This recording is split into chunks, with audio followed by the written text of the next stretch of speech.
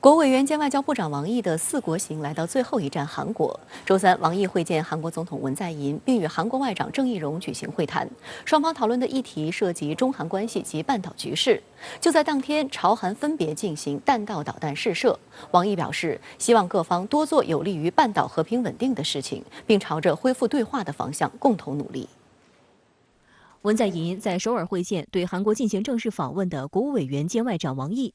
文在寅请王毅转达对习近平主席的诚挚问候，表示韩方高度重视韩中关系。疫情形势下，韩中保持高层密切沟通，经贸合作逆势增长，树立了国际抗疫合作典范。韩中关系过去30年取得重要发展，未来具有更大潜力。希望以韩中建交30周年为契机，规划设计下个30年两国关系发展方向，开启更加成熟的韩中关系。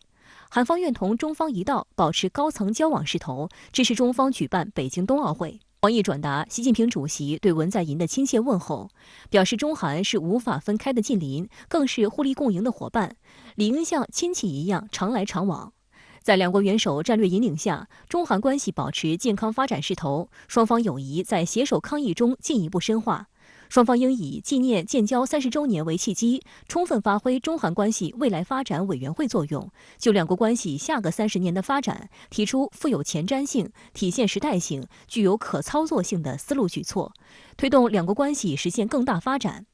王毅还阐述了中韩关系30年发展的3点启示，包括相互尊重、聚焦合作以及致力和平。当天，王毅还与韩国外长郑义溶举行会谈，双方均强调发展双边关系的重要性。中韩是搭不走的近邻，同时也是离不开的伙伴。明年我们就将迎来建交30周年。近30年来，我们两国从相互隔绝到密切交流，从彼此生疏到建立战略合作伙伴关系。中韩关系不断迈上新的台阶，越发走向成熟和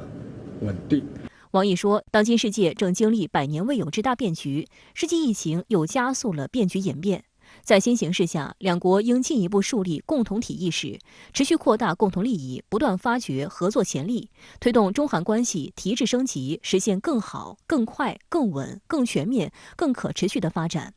在中美这种大博弈的背景下，那么韩国做出什么样的选择，也是非常值得我们关注的。所以，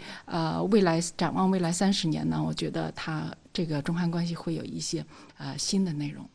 郑义溶表示，希望双方继续加强高层互动，促进抗疫合作，尽快启动双边自贸协定第2阶段谈判，深化人工智能、半导体、新材料等领域合作，为双边关系发展不断注入新动力。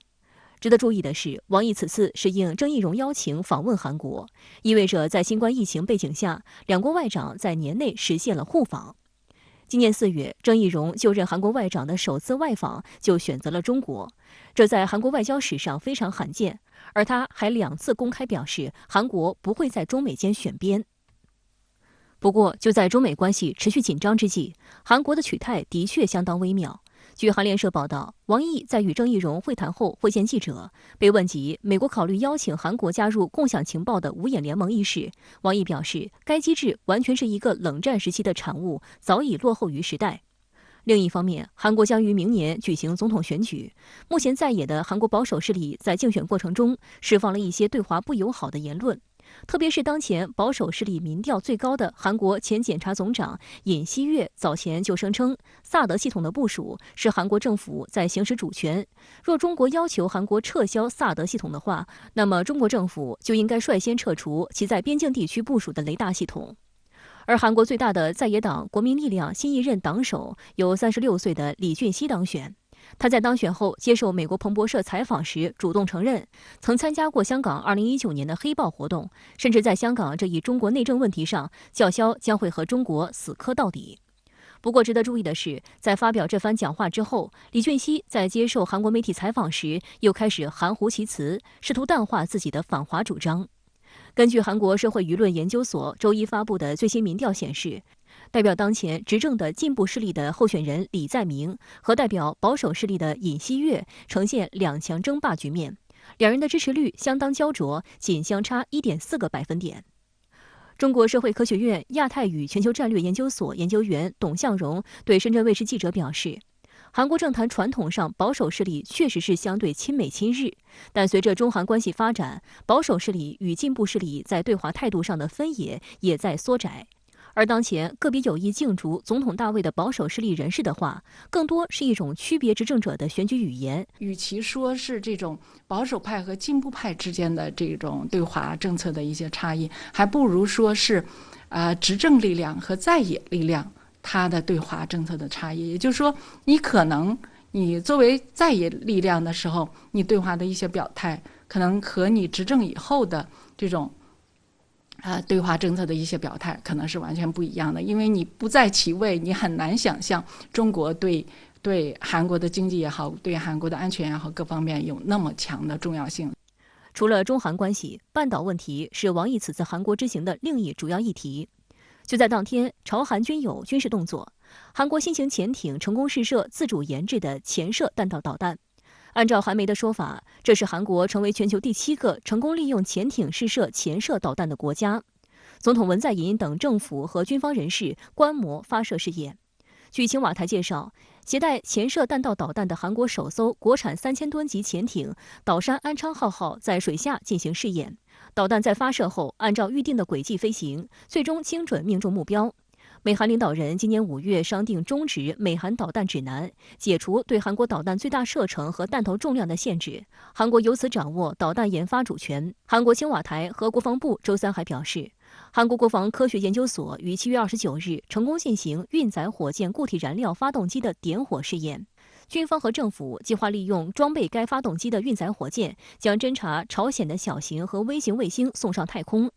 分析认为，鉴于利用搭载固体燃料发动机的分段式火箭可发射洲际弹道导弹，从理论上来看，韩国还可以研发洲际导弹。而朝鲜方面下午向半岛东部的日本海域发射2枚近程弹道导弹，这是朝鲜今年以来第5次试射导弹。据其宣称，成功试射远程巡航导弹仅隔2天。韩国联合参谋本部表示，朝鲜导弹射程约800公里，射高60多公里。美韩情报部门正在分析其具体规格和参数，韩军保持高度戒备，并与美方保持密切合作，以做好全面应对的准备。总统文在寅听取了青瓦台国家安保室室长徐勋就朝鲜试射导弹情况进行的报告。徐勋还在当天主持召开韩国国家安全保障会议常委会会议。我们对这一事态表示关注，中方一贯坚持维护半岛的和平稳定，坚持实现半岛无核化，坚持通过对话协商解决问题。中方希望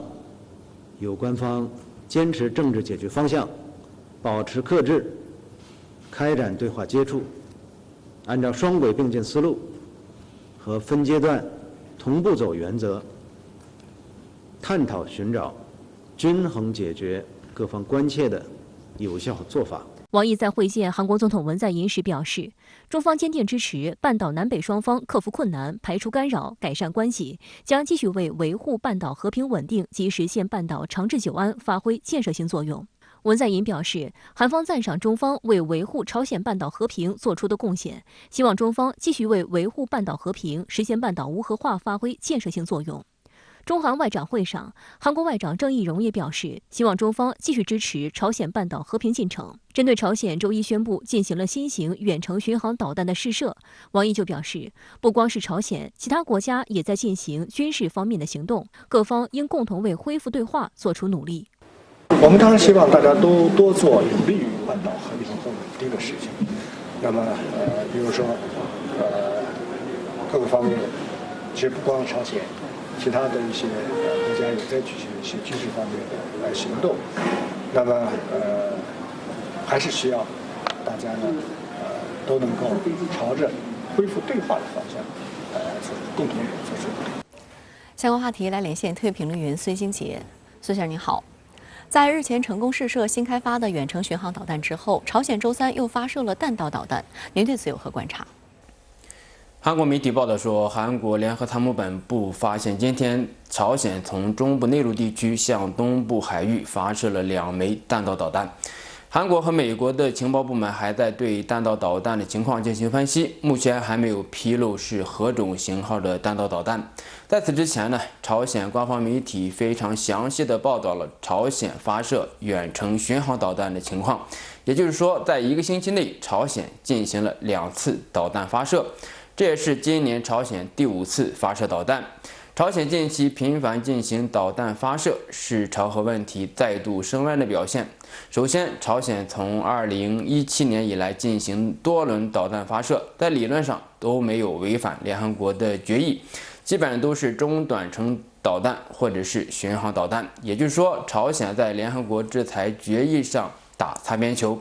以导弹发射的方式介入或者影响朝鲜半岛局势。第二点是在朝美领导人合内峰会之后，朝鲜进行了战略的调整。朝鲜劳动党8大之后，将增强朝鲜的核威慑力作为国家战略的重要组成部分，而进行各种型号导弹的测试和开发，也是朝鲜核战略的动作。这是当前朝鲜半岛以及美朝关系面临的一个基本的现实。朝美之间的对话沟通受阻，美国对朝制裁依然。朝鲜则通过导弹的开发积累对美战略的筹码。第3点就是朝鲜半岛成为美国外交和战略的重点。美国从阿富汗撤军之后，其重心转移到印太地区，而朝核问题是拜登政府面临的棘手问题。在8月份，美韩进行了军事演习，与此同时呢，韩国试射了潜射导弹。就在今天，韩国新型潜艇试射了自主研制的潜射导弹。另外，在最近1周，美日韩3国对朝代表进行会晤。朝鲜呢，通过发射导弹成为美日韩3国会谈的不在场的参与者。